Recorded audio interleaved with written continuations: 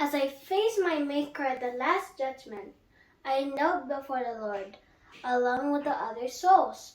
Before each of us laid our lives, like the scores of a quilt in many piles.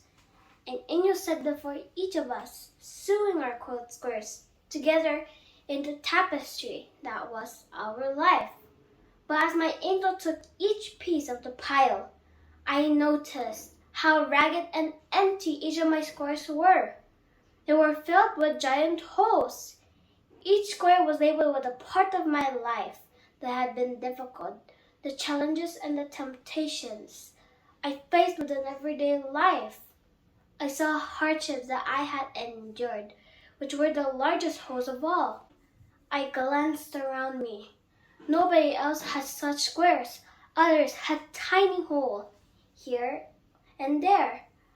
Other tapestries were filled with rich color and bright hues of the worldly fortune.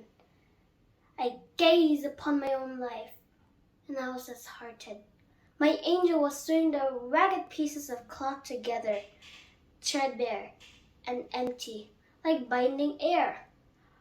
Finally, the time came when each life was to be displayed, held up to the light and the scrutiny of truth.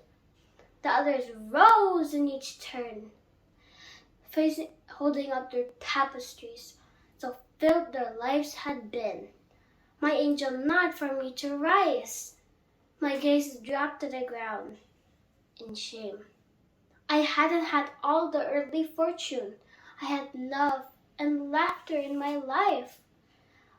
But there had also been trials of illness, death, and false accusations that took from me my world as I knew it. I had to start over many times.